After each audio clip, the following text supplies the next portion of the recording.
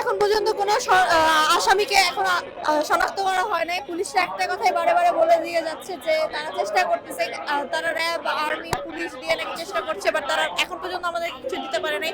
আজকে ঘটনার 8 দিন হয়ে গিয়েছে, তারা আমাদেরকে এখন পর্যন্ত কোনো রেজাল্ট দিতে পারে নাই, তারা আমাদেরকে কোনো খবর জানাতে পারে নতুন করে। আর আমাদের দাবি একটাই, যেই সন্ত্রাসীরা এই কাজটা করেছে তাদেরকে দ্রুতভাবে শনাক্ত করা হোক, কারণ তার পরিবার এখন আমি মনে করি নিরাপত্তাহীনতায় ভুগতেছে। কারণ সমানে তার একটা মেয়ে আছে, বড় মেয়ে আছে, তার একটা বাচ্চা মেয়ে আছে, তার মাঝখানে একটা মেজো ছেলে আছে। আর তারা প্রত্যেকজনই এখন স্টুডেন্ট, তারা পড়াশোনা করার জন্য বের হয়, বাইরে যায়। আমি মনে করি তারা প্রত্যেকজনই নিরাপত্তাহীনতায় ভুগতেছে। আমরা অতি দ্রুত তাদেরকে গ্রেফতার করে আইনের আওতায় এনে শাস্তি দেওয়ার দাবি জানাচ্ছি। যথেষ্ট পরিমাণ প্রমাণ স্বরূপ থাকা সত্ত্বেও এখন পর্যন্ত কোনো সন্ত্রাসী ধরা পড়েনি কেন?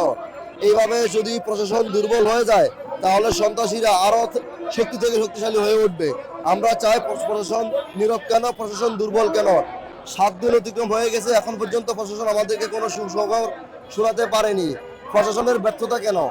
আমরা প্রশাসন আরো শক্তিশালী চাই।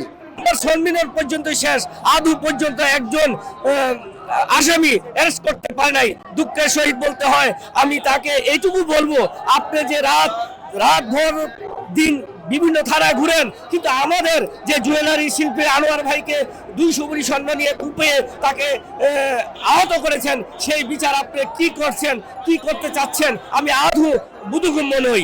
তবে আমি স্বরাষ্ট্র উপদেষ্টাকে বলবো, আপনি খুব দ্রুত আমাদের এদিকে একটু খেয়াল রাখুন, কারণ আমরা স্বর্ণ ব্যবসায়ীরা ট্যাক্স ব্যাক দিয়ে আমরা এই ব্যবসা করে যাচ্ছি। রাস্তা নামতে বাধ্য হয়েছি। বনশ্রীতে আলমগীর ভাইকে গুলি করে 160 ভরি সোনা নিয়ে গেল, ক্যাশ 1 লাখ টাকা। আমরা এটার কোনো প্রতিহত পাই নাই, এখনো আমরা এটার তীব্র নিন্দা জানাই। আমরা দোকানে মালামালগুলো রাখতে পারছি না, আমরা বাসাতেও মালামালগুলো নিয়ে যেতে পারছি না। কিছুদিন আগে কামরাঙ্গীর এক স্বর্ণ ব্যবসায়ী তাকে মারে গুলি করে তার অনেক টাকা, অনেক স্বর্ণ নিয়ে যায়। এর আমরা মামলা হওয়ার পরও কোনো প্রতিকার পাই নাই। এরপর বনশ্রীতেও আনোয়ারের উপর যে ডাকাতের ঘটনা করছে, ওনাকে গুলি করে ওনার 150 ভরি স্বর্ণ, ওনার টাকা, এমনকি মালামাল নিয়ে যায়। থানায় মামলা হয়েছে, মামলা হওয়ার পরও পুলিশে আসামিদেরকে গ্রেফতার করে নাই। কেন গ্রেফতার করে নাই আমরা জানি না। আমরা আসামিদেরকে দ্রুত গ্রেফতার, এমনকি আমাদের যে নিরাপত্তাহীনতা ভুগছে, আমাদের ব্যবসায়িক নিরাপত্তা, এগুলো সরকারের কাছে আমরা দৌড় দাবি জানাচ্ছি। আমরা প্রতিনিয়ত সন্ত্রাসীর কাছে আমরা জিম্বি, আমরা প্রতিনিয়ত আমরা চুরি ডাকাতি হইতেছে, আমরা কোনো প্রতিকার পাচ্ছি না। আমরা পুলিশ প্রশাসনের কাছে কোনো প্রতিকার পাচ্ছি না। ছিনতাইকারীরা তার থেকে স্বর্ণ অলংকার 160 ভরি স্বর্ণ নিয়ে গেছে এবং নগদ 1 লক্ষ টাকা নিয়ে গেছে। তাকে গুলি করেছে, 4টা গুলি করেছে। সে এখন আহত, মৃত্যু সজ্জায় হাসপাতালে আছে। আমরা প্রশাসনের দৃষ্টি আকর্ষণ করছি, তাহার স্বর্ণ অলংকার উদ্ধার করা হোক এবং সন্ত্রাসীদেরকে গ্রেপ্তার করা হোক। এবং সরকারের প্রতি দৃষ্টি আকর্ষণ করছি, সরকার যেন সুনজর রাখে আমাদের ব্যবসায়ীদের উপরে। আমরা ব্যবসা করতে পারছি না, আমরা ব্যবসা করতে অনেক হিমশিম খাচ্ছি। আমরা ব্যবসা করতে গিয়ে প্রতিনিয়ত সন্ত্রাসীদের হামলার শিকার হচ্ছি। কেন? আমরা সরকারের কাছে জবাব চাই। সরকার যেন আমাদেরকে পুলিশের সহযোগিতা দিচ্ছে না।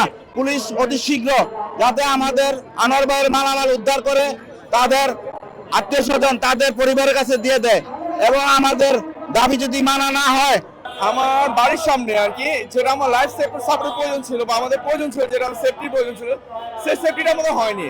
গত 23 থেকে রাত্রে 10:30টার দিকে আমার বাড়ির সামনে আমাকে গুলি করে আমার 15 বছর জমানো যে সম্পদগুলো ছিল সেগুলো নিয়ে চলে যায় দুর্বৃত্তরা। এখন উপদেষ্টার কাছে আমার এতটুকু আবেদন যে আমি যে নিশ্চয়ই যে অবস্থা হয়ে গেছে আমার, এর মধ্যে আমার ব্যবসা বাণিজ্য করে থাকাবো, আমি নিজে টিকে থাকার মতো খুব সমস্যা হয়ে যাচ্ছে। তাই আমি অনেক আবেদন জানাচ্ছি যে আমাদের দিকে দৃষ্টি করে যে আমাদের ক্ষুদ্র ব্যবসা যারা আছে তাদের খেয়াল রাখে, যেন আমাদের যে সেফটিটা প্রয়োজন তাদের সেই সেফটিটা আমাকে দেয় আমাদেরকে। ঠিক আছে, এতটুকু কথা আমাদেরকে।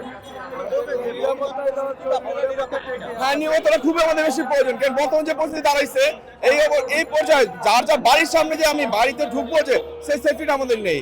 আমরা ক্ষুদ্র যে ব্যবসা করতে, এই ব্যবসা অনুযায়ী যদি আমাদের সবকিছু নিরাপত্তা নাই রাখতে পারি, তাহলে এই দেশ আমাদের থেকে তো কোনো লাভ নেই আমাদের। তার মানে কি আমরা এখন ক্ষুদ্র ব্যবসায়ীটা মানে আমরা সবকিছু বন্ধ করে বাসায় থাকবো নাকি বাইরে থাকবো, সেটা আমাদের সব বর্তমান যে উপদেষ্টা তাদের কাছে আমাদের আজকে আমাদের বাংলার যত স্বর্ণশিল্পী আছে তারা যাতে নিরাপদ থাকে, আর যাদের এই ক্ষতিগ্রস্ত হয়েছে তারা যাতে এই স্বর্ণ মালামাল ফিরে পায়, এবং যারা এই সন্ত্রাসী তারা যাতে এই থেকে ধরা খায়, তাদের যাতে বিচার হয়। আমাদের এই পুরো বাংলাদেশের স্বর্ণশিল্পীর এইটাই আমাদের আশা। সবাইকে ধন্যবাদ এবং স্বরাষ্ট্র উপদেষ্টাকেও ধন্যবাদ, যে যেন আমাদের প্রতি একটু লক্ষ্য রাখে, কারণ আমরা অতি গরিব, আমরা এই ব্যবসা করে খাই। আজকে যদি এই ব্যবসা ঠিক মতো করতে না পারি তাহলে আমরা মাঠে বসে যাব, আমরা নিঃস্ব হয়ে যাব। তাই আমাদের আকুল আবেদন সে যাতে রাখে।